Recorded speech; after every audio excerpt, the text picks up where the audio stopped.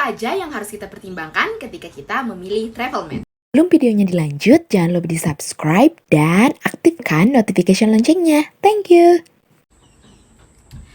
Hai everyone, welcome back to my YouTube channel. Oke, jadi di video kali ini aku bakalan bahas mengenai Travelmed ya. Oke, disclaimer dulu ya, ini tuh bukan idealnya harus seperti ini, hanya idealnya aku saja. Jadi ini tuh apa yang aku butuhkan, cuman hanya untuk acuan. Karena kan ada yang tanya pendapatku gimana caranya atau gimana sih aku pilih Travelmed. Oke.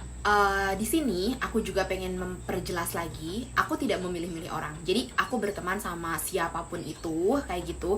Cuman kan di sini kita spesifikkan Travelmed. Kenapa sih harus ada idealnya gitu seperti ini, atau aku memilih orang seperti ini?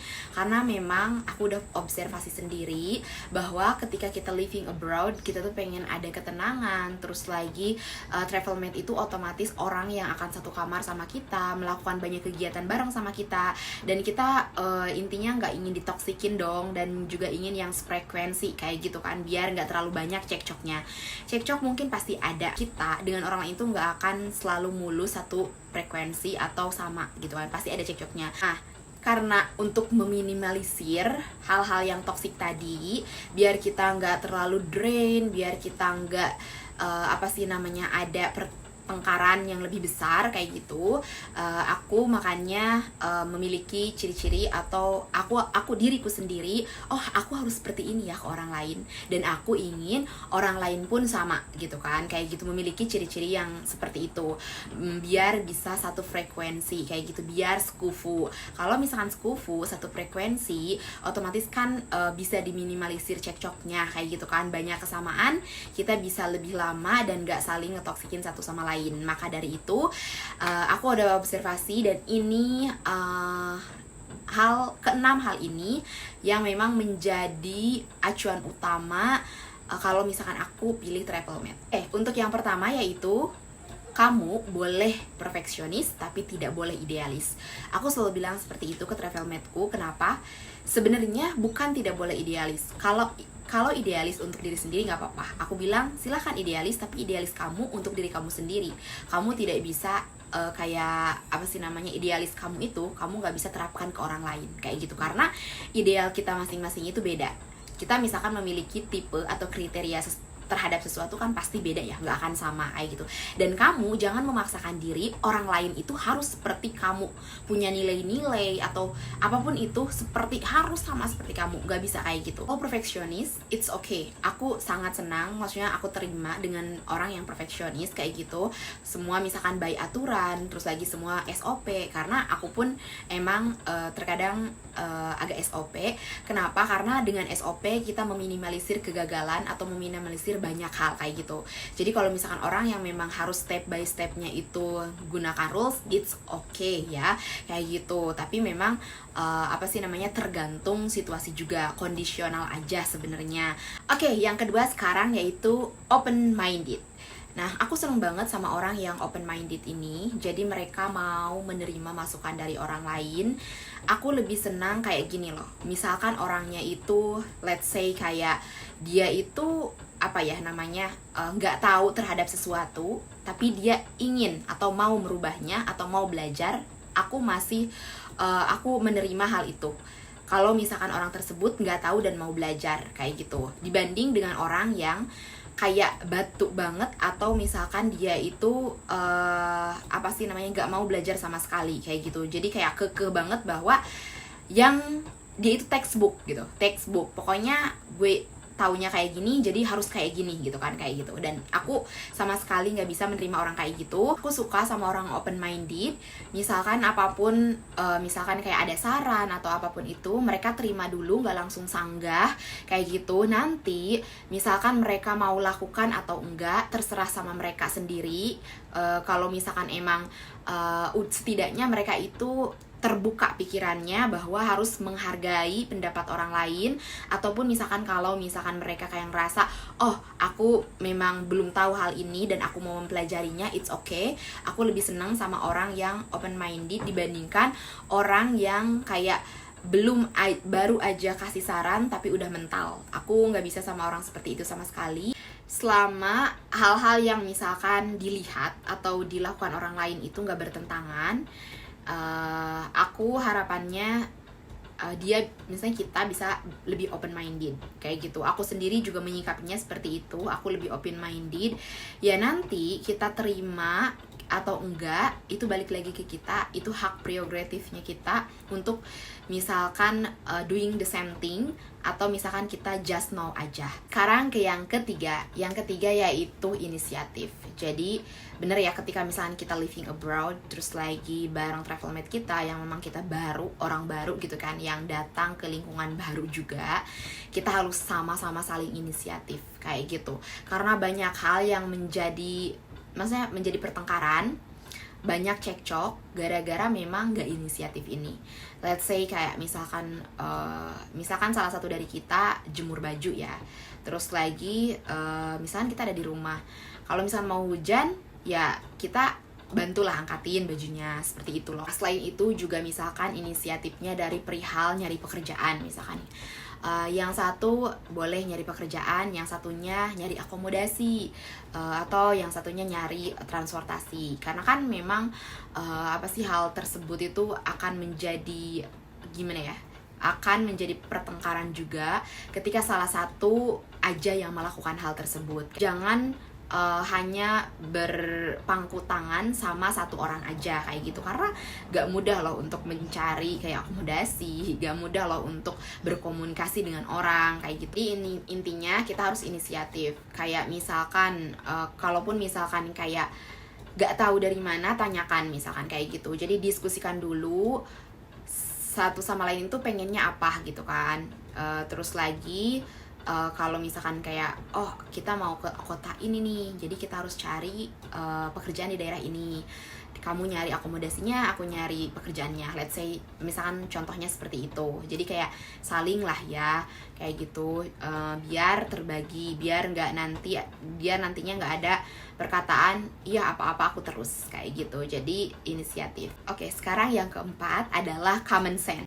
Nah, kenapa sih common sense aja harus dibahas gitu kan? Karena memang ada yang common sense-nya itu nggak jalan kayak gitu.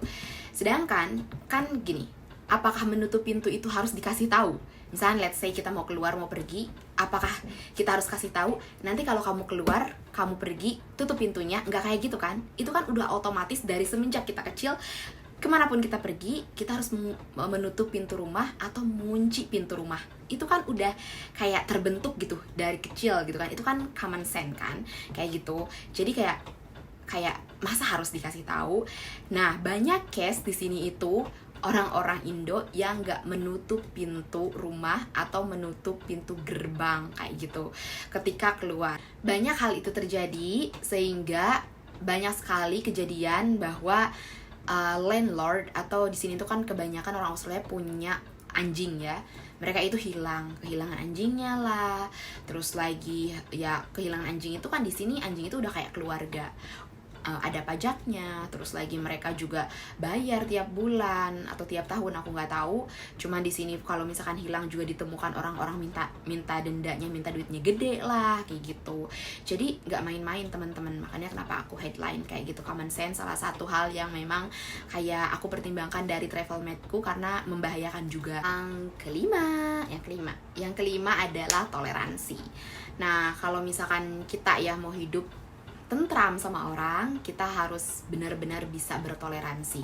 Kayak bisa kasih toleransi gitu. Kita jangan egois, tapi kita harus benar-benar toleransinya itu ditingkatkan kembali kayak gitu. Karena mau nggak mau kalau misalnya kita hidup sama orang tuh ya, kita harus bertoleransi. Toleransi ini sangat penting banget, karena kalau misalnya kita nggak bisa bertoleransi ke orang lain, beneran kita nggak usah punya travel mate, kita solo travel aja, karena bakalan jadi toxic kayak gitu. Menurutku sih mendingan sendiri aja kalau misalkan kita memang nggak bisa bertoleransi kepada orang lain, daripada kita komentarin terus tapi orang lainnya ngerasa nggak suka juga, jadi kan toxic each other. Kalau kayak gitu, kalau misalkan di awal kita itu deal-dealan, misalkan kayak aku nggak sukanya ini, dan coba dulu, kalau misalnya bisa ditoleransi lanjutkan, kalau misalkan enggak mendingan udah berpisah aja, nggak apa-apa kok. Kalau misalkan kita ya mau sendiri atau misalkan kayak mau berpisah dari orang tersebut, kita kan juga punya privacy ya, punya batasan dan punya kemampuan, it's okay kayak gitu. Jangan sampai mengorbankan diri untuk oke-oke aja untuk setiap hal kayak gitu. Kalau semisalkan hal yang perlu kita toleransi itu hal-hal yang kecil, it's okay. Jadi kayak misalkan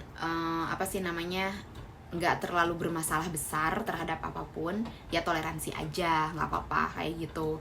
Karena nggak akan kita menemukan 100% yang cocok yang sama seperti kita. Selama hal itu memang tidak membuat kamu rugi, menurut saya sih nggak apa-apa kayak gitu. Kamu harus bertoleransi, karena nggak akan ada kamu temukan 100% same as you want, atau idealnya seperti yang kamu inginkan. Tidak kayak gitu. Hanya saja kita harus bertoleransi. Kalau misalkan emang bisa kamu terima, it's okay. Kalau enggak, kamu ganti, atau kamu juga berhak untuk memutuskan intinya untuk memutuskan untuk tidak bareng lagi. Oke, yang terakhir yaitu mode survive. Nah, mode survive ini penting banget ya, karena di sini kita menghadapi dunia baru, lingkungan baru, orang-orang baru, dengan bahasanya juga bukan bahasa sehari-hari kita gunakan di Indonesia kayak gitu. Makanya kenapa kita harus punya travel mate yang modenya survive kayak gitu, biar kayak nggak merengek kalau capek, kayak ngerengek-rengek kalau misalkan apa-apa ngerengek gitu. Intinya kayak, karena ngerengek itu toxic juga kayak gitu, segala hal kayak nggak tahu, nggak bisa dan sebagainya, kita sulit untuk melangkah kalau misalkan orangnya nggak punya mode survive. Sedangkan di sini itu kita harus punya mode survive, karena kita berlomba-lomba untuk hidup dengan orang lain. Karena anak WHV ini nggak hanya dari Indonesia saja teman-teman, dari negara-negara lain pun banyak memang punya mode survive tinggi. Biasanya kayak kita itu udah bisa kayak melihat kondisi bahwa kita nggak bisa nih kayak gini, kita life must go on, dan kita punya ancang-ancang atau punya planning baru untuk segera bergegas, misalkan mencari pekerjaan baru atau apalah kayak gitu. Misalkan kayak mencari pekerjaan baru, atau misalkan mencari channel baru, atau berupaya untuk bisa hidup lebih lama lagi di Australia, dan tidak membiarkan diri kita sendiri itu benar-benar ada di low condition. Nah, itu dia kenapa aku selalu mempertimbangkan keenam hal itu. Itu dia beberapa alasannya. Mungkin ada yang relate juga ke teman-teman, atau misalkan teman-teman ada yang mau menambahkan, aku harus seperti ini orangnya, menyesuaikan kondisi Australia. Tolong teman-teman take atau tambahkan di kolom komentar, biar bisa menjadi pertimbangan aku dan juga teman-teman yang lainnya juga, karena memang tidak sedikit yang kayak susah untuk mencari travel mate atau tidak cocok dengan travel mate-nya kayak gitu. Mungkin mereka bisa mempertimbangkan hal tersebut. Ini berlaku bukan hanya untuk orang lain yang kita cari, tapi diri kita sendiri juga harus menerapkan keenam hal tersebut menurutku. Jadi kayak bukan hanya aku aja harus dapetin hal seperti itu dari travel mate-ku, tapi aku juga harus kasih keenam hal itu ke travel mate-ku. Jadi aku juga harus seperti itu kayak gitu. Terima kasih untuk yang udah nanyain hal ini. Semoga videonya bermanfaat. Jangan lupa di like, di share juga ke teman-teman yang lainnya. Bye bye.